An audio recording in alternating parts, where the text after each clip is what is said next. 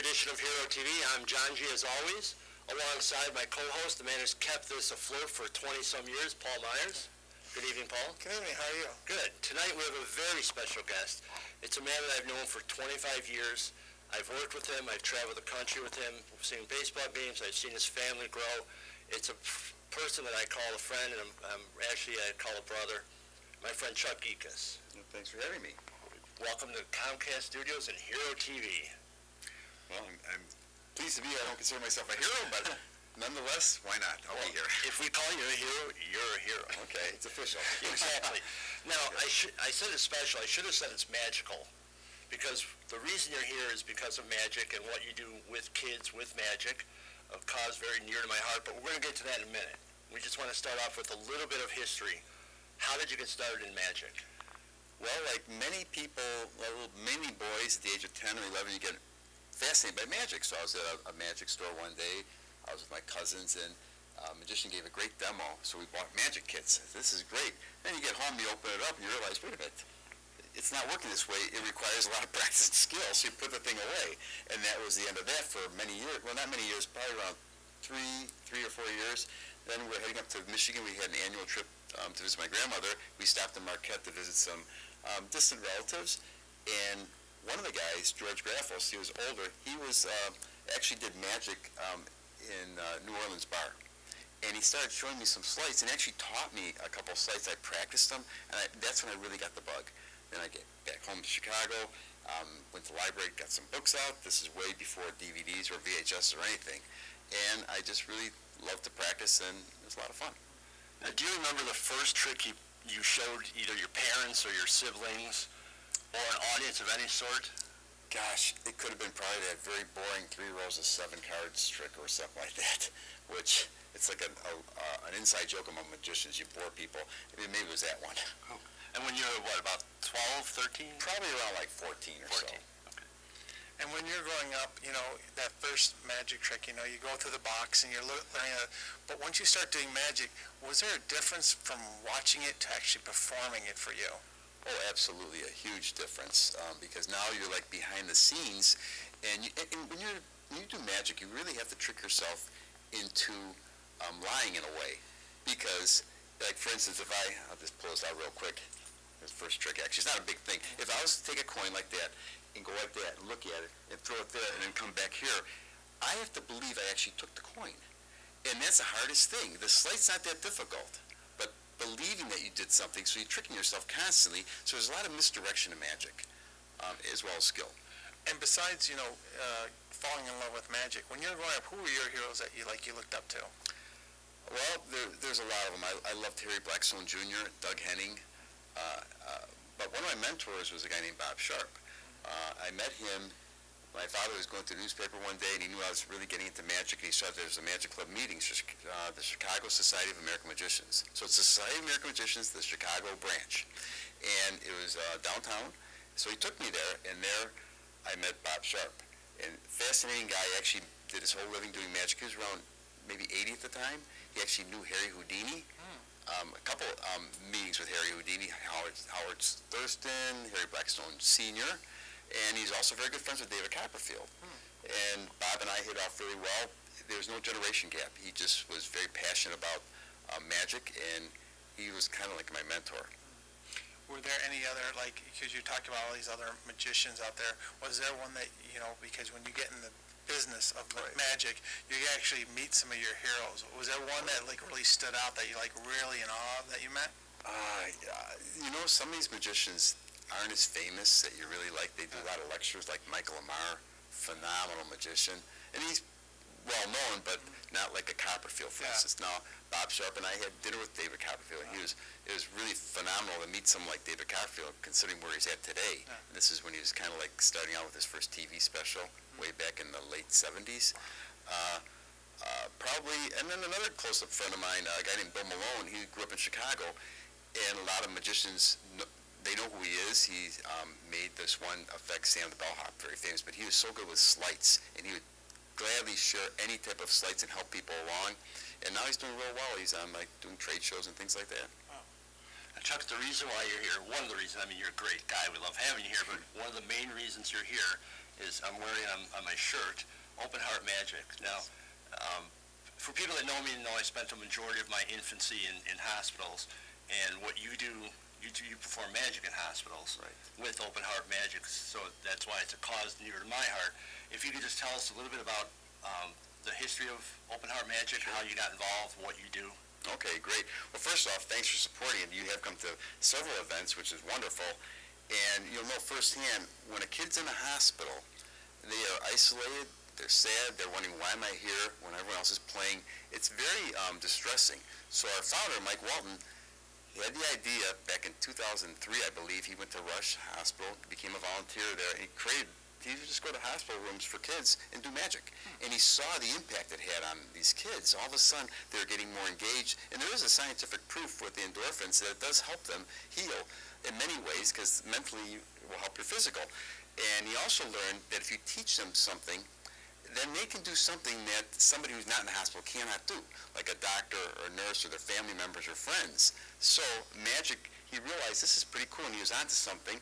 A year later, he founded Open Heart Magic, 2004, got a bunch of volunteers to go through Magic University. He would teach them basic tricks, and then they would learn magic, and they can go in power. And then how it works, basically, you have to line up a hospital, and you have to go through the hospital's program to become a volunteer, learn about HIPAA laws and all that goes behind the scenes.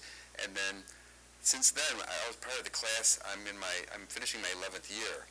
So when I started, there was 12 of us. We are now going to be, at the end of the year, probably around 200 magicians. We have 15 hospitals, mostly in Illinois, but we're also in Michigan. We're in Ohio at the famous Cleveland Clinic. So some big-name hospitals. I'm very proud to be part of that. At the end of this year, probably we would have had 15,000 patient visits. So it's pretty impactful what you can do. So that's about the history of the hospital. And we've gotten some great sponsors. For instance, people who make the bicycle cards. U.S. Playing Card Company donate the cards. So we go to, if I'm giving magic for, say, a 12-year-old kid, I can give them a deck of cards, teach them some magic stuff with cards, actually teach them, first perform, and then teach them how to do some things, hand them a deck of cards. So we give gifts to kids. Every room we give, if a kid's in there, they get a gift. If they have their friends, they each get the same gift. So.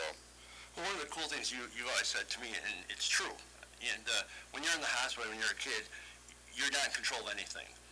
And so when you perform magic, I know you like to involve the kids in that. Yes, it's a great point. When you're in the hospital, they tell you when to eat, when to drink, when to wake up. They'll give you a sleeping pill to wake you up to give you one. I mean, it's crazy. They lose all decisions. With us, a big part of it is we give them decisions. Like, hey, first of all, do you want to see magic? You don't just barge in there because they may not want to see magic. And second of all, you want them to, you ask them what type of magic they may like. You ask them to pick a card. What card do you want? Do you like that card? Do you want a different card? What's a magic word? They may say something spaghetti. Well, that's the magic word then. They're always right. If they say, what is this? You show them a sponge ball, they'll say, oh, it's a clown nose. Absolutely, you're right. They're the hero. The magic happens in their hands. That's one of the big things I had to learn because, frankly, most of us in Open Heart Magic, I'd say the majority never did magic. There's very few of us that actually were magicians beforehand. So all these people are just engaging. They want to do well with kids. They want to be part of the program, and they learn magic. So they're basically volunteers learning magic. I was a magician learning to be a volunteer, and there's a big difference. When you're doing magic shows, look at me, you realize when you're doing magic for kids, they're the hero. And I act just as surprised when things happen, like, oh my gosh, this has never happened before. You must be very special. And that's the part I'm realizing how cool that is. And I didn't know that before Open Heart Magic, actually. With most of your visits, I mean, you meet thousands of children, but was there one that really stood out? Because we all kind of have that one moment that stands out, and you can say, you know what, that's why I do it. You know, I've had several, and I get first of all, I go to a hospital every other week, so there's around 26 visits, and I average between, say, 5 and 6 sessions, okay? So each one's a mini magic show, and I say every second visit, I have something so special happen to me. And it's hard to explain what they all are, but they make you come back for more. It's something where I've had parents actually take me outside in the hall, they're crying. And I'm almost crying. They say, you know, that's the first time you smiled in a month. See, the hospitals you go to, sometimes they're long-term patients. And you can tell a long-term patient you're not allowed to ask questions, but you can tell little kid's got his head shaved, he's probably a cancer patient. And then I go to another hospital where they're more short-term. They could have broken an arm or something like that. And the long-term ones, when I see them over again, very impactful. So I always want to make sure I have enough in my repertoire to entertain them. And that's where my background helps me a lot, where someone newer in magic, they only have so many things they can do.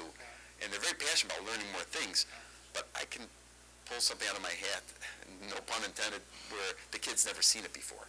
Now, you also said that you're not only are you doing the magic in front of them, but you're also teaching them. Right. Now, is that interesting? Because, a magician never gives up his, trade, secrets. Oh, kind of yeah. that rule of thumb, like, you don't just show how it's done. Right. But how do you find that happy medium where you can show them where it's not like it takes the, out of it sometimes? Well, that's part of the psychology of open heart magic, actually. I'm glad you mentioned that, because now you're letting in on them on a secret that no one else knows.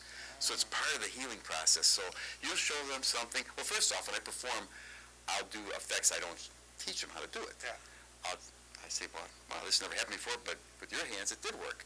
Then you teach them something, and then you swear them to the magician's oath. You show them it's in a little booklet. Here it is, and they agree not to tell anyone. I said, if you have to tell your mom and dad, that's okay. You don't want them thinking it's this secret, like dark magic or something like that. But you explain to them why. If you tell it to everyone, it's going to ruin it. Now the magicians who are making a living that do this trick, they can't charge any money on it anymore. So then you teach them the trick after they agree to it. Then you practice with them. Make sure they understand it. And most of the time, I can't wait to show this. And you want to say, please, make sure you practice it a few times, because you have a one-time shot to show this and do it right. And the little kids don't have that patience, but the bigger kids understand. But it's fun. So that's why we do teach them magic, and it's very acceptable. I'm not teaching them something so sophisticated. Yeah. Although sometimes, if I'm with, say, a 17-year-old kid, and they're really into it, and they do like magic a lot, and I've been there like a half hour, I'll show them some things that I think you could tell that person wants to learn it. And I always tell everyone 793.8. What's 793.8? That's the magic section. Any library in the country, Dewey Decimal System still lives. I mean, it's crazy. But they'll write that down, and they'll go to the magic section. It says right by ballroom dancing and juggling. And they have DVDs, and I explain to them, now at your age, all they have is books. Yeah. And you learn a lot from books, but when you have a DVD, you can actually see the fingers and what they're trying to explain in the verbiage of the book. Now, you mentioned you see a lot of kids. How do you handle when you go into a room and it's a dire situation? How do you handle that? It's funny, because I personally hate hospitals, but somehow when I go there, I don't know what it is. I just come alive. And many times, because I go at night after work, I'm tired. Oh, no, I got to go. I get there, the first patient usually, wow, this is great. And I go on, and the way I look at it, that night would have been either watching TV or doing something good. Yeah. And I get much more out of this. And I do see some weird things happen. I mean, in the one hospital, I'm in the emergency room a lot. And that's where you see the action. I have doctors actually and nurses calling me to help in a procedure. I know it sounds crazy. I'm not like, but they'll say, this is crazy. The kid's leg or foot was soaking in a bucket of red blood water. And so I got to cut his toe. And I hate blood, but it didn't bother me. I said, okay, no problem. So I had to entertain him while he was getting cut the toe, let something out, whatever it was. So he's laughing and he's crying at the same time. He was a 15-year-old kid, and afterwards the pain went away, and then he wiped his tears, and I kept on showing him more magic. And I thought, wow, that was so cool. I felt like the guys on MASH, they're called into these situations. I don't know how legal some of that stuff was, but I know there's a good Samaritan law. I didn't touch it. I'm actually helping a procedure to entertain the kid to get their mind off what's about to happen. The cut toe, whatever. Yeah. Have you had any repeat customers for lack of a better term, repeat patients, I guess? I've had many. As a matter of fact, this one girl, she was so cute. She used to call me Mr. Chuck. She was, I had her probably around 4 times. And then I was going over and over, where was this? She had passed. Oh.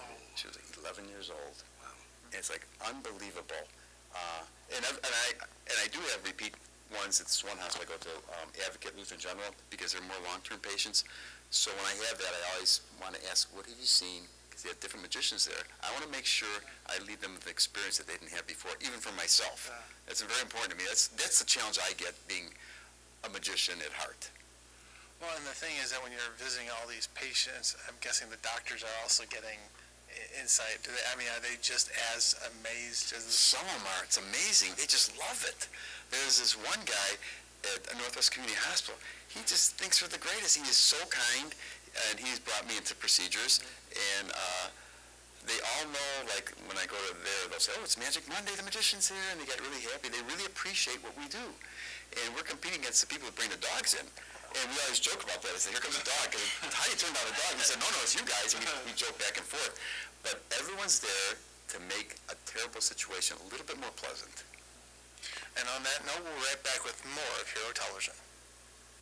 Hi, I'm Elliot Serrano, and you're watching Hero TV. We're back with Hero TV. Paul Myers, my co-host, and our very special guest, magician, Chuck Gekas. Welcome back, Chuck. Thank you. Okay, the question I wanted to know, with television now and high def and replays and all that, how has that affected your performances? Well, it's changed a lot since I don't really do magic shows per se anymore, just the hospital. Once in a while I'll do a kid party or for someone I may know. I'm actively not really doing it. I don't take away from the pool of money for magicians. I feel I have a regular job and that's cool, but I don't turn down something like I've done some work with Make-A-Wish Foundation. I think it's cool that you can give back whenever you can. So how it's changed a lot is, first of all, the technology. There's things that magicians today can do that were impossible 100 years ago and everything in between. Also with people on the internet stopping something and fast forwarding, and you really have to watch your angles. So anyone who performs something where there's cameras, they try to figure out ways to not make that an issue because they know that people are videotaping things. Now, let's pretend Paul and I are patients. Okay. You show us a little bit. We're patients in a room, and you walk into our room. What could we expect? Okay, well, let's see. First off, I walk in there, and it depends on your age. Let's say you're younger. I like this approach. I'll say, are you Johngy? I am. You know, I've heard about you. Everyone says you're like the best patient here. Get out! They actually asked me to do magic. I'm Chuck from Open Heart Magic. You want to see some magic? I would love to see magic. Great. Now, Johngy may have a brother, Paul, because we really entertain the siblings. Older brother. Parents. An older brother. Yeah, right. Okay, well, we'll see about that. So I'll say, let's try something special. You ever play cards? A little bit. Okay, we're going to figure you around 10 years old. Yeah. Okay. I'm exactly 10. Okay. So even if they don't play cards, they know their numbers, okay? So we'll see how well you know your numbers. Okay. What would that be? That's a 3. Can you hold your hand like this? Now, it's going to get a little warm, but don't worry. It's not going to burn you. Just keep it nice and steady there. And do you ever play cards at all, Paul? Yeah. Okay, this would be what? Jack. Okay, hold your hand like this. It's going to get a little warm, but it won't burn. Okay. Perfect. Keep it steady. Is it getting warm? A little bit. Okay, that's okay. Now, I hear you're such a special guest, and you have a special magic word that could maybe help. What type of magic word do you think it would be? Cowabunga. You know what? That may work. Now, at this point, I may give them a magic wand. I have gifts to give them, a magic wand, bracelet, or something. So pretend that's a magic wand. Say cowabunga and wave it. Cowabunga. Paul, do you feel anything happen just now? You know what? I think it did happen. I felt it. Okay. Remember what card you had? I had a 3. Turn that over. Paul, turn that over. Get out. Is that the craziest thing? I don't know how you do it, Johnny. That's fantastic. Wow. Want to try something different now? We would. Okay, this time, Paul, my sword goes, I'm game. you like. Let's see. You show it around. If you don't like it, we can change your mind, because I want you to make sure you like it. Can't see it. Why can't I see it? Why? He didn't say we could see. You can see it. Put it right on top of there. Okay. Now, Paul, you're going to tap it 3 times and say hocus pocus. Okay. Hocus pocus. No. You know, they're all red, but when someone taps it 3 times and says hocus pocus, a strange thing happens. Believe it or not, one of the cards magically turns blue. Now, I'm not saying that's your card, but one does turn blue. Now, would that be cool if it was your card? That'd be really cool. Was it a king? It was a king. John, do you want to try it? I do. That's plenty of all the fun. You just say stop whenever you want. Stop. Right there. You have it memorized. I do. Okay. Now, I want you to tap it 3 times, say hocus pocus. I'm tapping it? Yeah. On the count of 3. Oh. Sorry, I was See, excited. a little trick. That's okay. Try it now. It may have 3? Yeah. Hocus pocus. Okay, now, again, they're all red. What happens when someone taps it 3 times, says hocus pocus? One turns blue. Now, in this case, you tapped it a little premature. That's okay. I have a try. All right. That's strange. You know what? The book did say there'd be a blue card. Maybe you can find any blue cards in the studio, maybe? Wait. Oh, what was your card? It was a 5. Well, maybe that's the card then. Turn it over.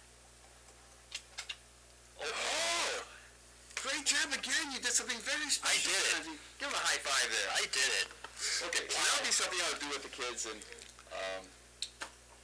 something like that where if I have brothers and sisters, I'll ask if they're siblings, and sometimes this is strange, it works with siblings, and I'll have them hold their fingers like that, touching it, and the card will change. I'll do things where they can sign a card. I do coins. I do rope magic, for instance. I brought this. This is kind of a cool thing. Make sure there's no knots in there. I'm going to try to attempt to do the world's It's fastest not free. one-handed knot. Okay. But to do this, what is your favorite animal? Emu. Emu. Now, you know what? I don't know if emu is going to work. We're going to try it, though. But at the count of three, I'll say emu, and there'll be a knot here, okay? 1, 2, 3. Emu. I hope it works. Now, at this point, I would ask the parent, does that look like a real knot? Yes. Me too. What do you think, Johngy? I think it looks like a knot. You think it looks like a magic knot or a real knot? I'll say magic knot. And you know what? The kids will always say that. Say, see? They know something we don't know. I used to think it was a real knot like your parent, but you're right. It is a magic knot.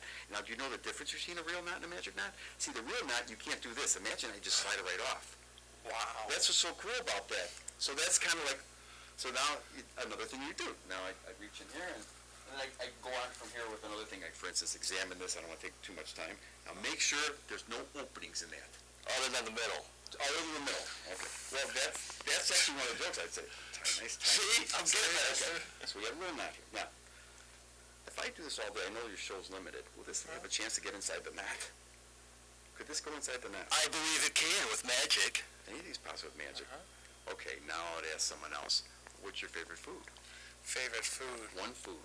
Pizza. Pizza's a good one. I like pizza. So at the count of three, we all say pizza. If this works, this will be inside the knot. But if it doesn't, it's his fault. False, Right, Johnny? absolutely. Again, you make fun of everyone but the patient. You make fun of yourself. And this is it's like how the kids get a kick out of it that way. Okay, I need a little room now. Okay. 1, 2, 3, we're going to say pizza. 1, 2, 3. Pizza!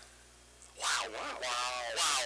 And then the kid can take it off. the Pizza knot. does work. It does work. Wow, magic works. So, there's a lot of other little things. We have to realize we're working on our feet a lot of times. Sometimes there's a tray cleared. You don't want to touch your food. You got to be very aware of cleanliness and getting the parents to think like we wear vests. We all get our flu shots. We get TB shots. We have a button that says I had a flu shot. We wash our hands as we go in the room, after the room. We're constantly washing our hands. These are hospital rules, but also it gives the parents that feeling, okay, they're taking this seriously. We also can go in isolation rooms. There we have to wear a mask, a gown, and gloves. And whatever you would bring in, you can't bring out. So you have to learn magic with gloves, and it's a different type of magic. I love the challenge.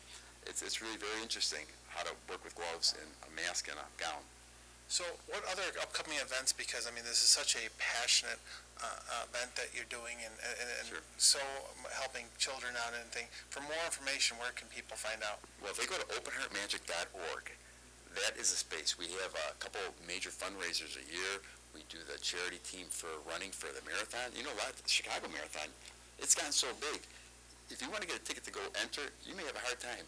If you want to be assured participant in the marathon, go to Open Heart Magic. You can be one of the runners and help raise money for a great cause. Yeah, the marathon has a lottery system, and there's probably, right now, probably a 30% chance if you... It's gotten so big. It has. And so that's a perfect way to get in the marathon and to raise money for a great cause. And for you personally, what keeps you motivated? Because there are the great days and then there's those tough days that you go through, but what keeps you motivated? Honestly, that's a great question. Now, I have 5 grandkids, and I'm very grateful to know that health is so important to everyone. I have a very soft spot for vulnerable, the elderly, and the young. And when you get a young kid who's also in a hospital, they're so vulnerable that I'm just grateful to be able to make a little difference in their life. Because when I leave, they're still going to be sick. However, maybe I touch them, and to me that motivates me. And was there one trick that you when you started and now you watch, is there one trick you always wanted you learn that you really, was that wow trick? There's a bunch of them, actually. Unfortunately, I've forgotten more tricks than I know now. Because with magicians, there's a mindset. You get so excited about learning something, you'll practice it, you'll learn it, and you may forget it in a couple of years. I've learned so many tricks, and some just stick with you more than others, but I've learned most tricks I really wanted to. Some are just a little too difficult, but if I really want to, if you practice something, you learn just about anything, really. So, Have you met any of your magician heroes, and how was it? well, met Doug Henning, of course, dinner with David Copperfield. Let's see, Harry Blackstone Jr. was great. He actually sawed me in half on stage. You were part of the act. He called me on stage after we had met ahead of time with Bob Sharp. And then all these other magicians that a lot of the public may not know, like Michael Meyer, the lecturers, or John Cornelius. There's so many great magicians that actually create the effects that the guys making all the money will buy. And those, I love close-up magic. There's many types of magic. There's stage magic with the big illusions. There's stand-up where I've done shows before several hundred people. But to me, and there's mentalism also where you're reading minds. I love the close-up magic where it happens in the hand of someone. And I'm fascinated by that. You have 3 daughters, you have 5 grandkids. How often and what kind of reaction did you get when they were growing up, if you know, in front of their friends or just to them, just to pull a quick trick out of nowhere? Well, the younger they were, it was really cool. I got older, okay, no more. No, but we always had magic shows for the kids' birthday parties. The kids grew up with rabbits. I always had rabbits because I did real shows part-time when I was younger. And I suspect I'll be doing shows when the grandkids get a little older. The one's going to turn 8 years old, and that's a great age. 8, 9, 10, 11, 12, wheelhouse for kid parties. But then people don't realize adults love them too. As a matter of fact, in the pediatric world, you just know the age of someone. I had a 32-year-old lady a couple of years ago. Now, why was she there? None of my business. I can't ask. But she was in that room, and I entertained her. She was 32. So, It's the same concept. you just adapt the magic for the person. Well, thank you so much for coming onto our show. We really appreciate it. John, any final thoughts on this great cause and great person doing these great things for these children? You know, as I said, I mean, Chuck's been a great friend of mine for 25 years or so, and, you know, I found out that he was doing this completely unconnected to me being in hospital as a kid, and on behalf of kids, I mean, it means so much to me. I know it would mean so much to all the kids in the hospital, so as a former kid, I appreciate it. I thank you for everything you do, and thanks for coming on. Too. You come to our events. It's a great cause. I couldn't speak any more of it. Well, thank you. Well, there's such a great person doing such great things. Thank you so much for coming on our show. And for more information, we'll put it at the bottom of the screen so you can follow this great cause. Well, once again, I've been your host, PL Myers, along with Johngy and our special guest. Thank you so much. We'll see you next month here on Hero Television.